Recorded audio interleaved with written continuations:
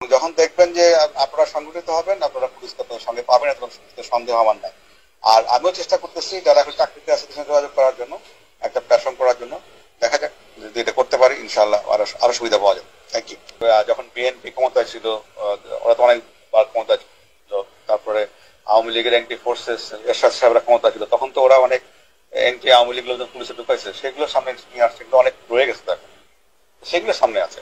আর এমনি জেনারেলি পুলিশের তারা খুবই হাইলি ডিমোরালাইজ, সন্তুষ্ট এই সরকারের উপরে, বিকজ এদেরকে খুন করে, এদেরকে হত্যা করে তো এরা ক্ষমতা আসছে, এদের রক্তের উপর দিয়ে ক্ষমতা আসছে।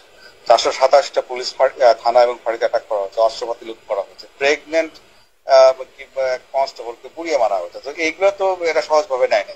লোয়ার র্যাঙ্ক, বিশেষ করে কনস্টেবল থেকে ইন্সপেক্টর, এদের একটা বিশাল অংশ তো খুবই আনহ্যাপি, এটা বলতে পারি। ধরে ওই যে ওই প্রশ্ন, তাহলে আমাদের অ্যারেস্ট করে কারা, ধরে হচ্ছে ওই পার্টি।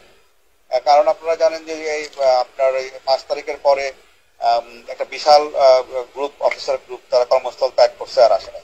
আর তারপরে যেটা করেছে, 300-400 অফিসারকে এরা ডিউটি থেকে তুলে নিয়ে সংযুক্ত করে রাখছে, অকার্যকর জায়গা দিয়ে রাখছে। আবার একটা বিশাল সংখ্যক লোক এরা অলরেডি চাকরি থেকে বের করে দিচ্ছে। আর এরা কিছু রিটায়ার্ড লোককে চাকরিতে নিয়ে আসছে।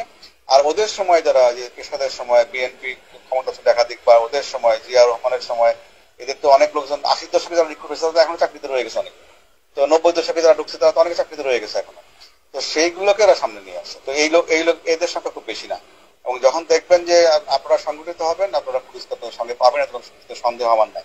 আর আমিও চেষ্টা করতেছি যারা এখন চাকরিতে আছে তাদের সঙ্গে যোগাযোগ করার জন্য, একটা প্ল্যাটফর্ম করার জন্য। দেখা যাক যদি এটা করতে পারি, ইনশাল্লাহ আরো সুবিধা পাওয়া যাবে। Thank you.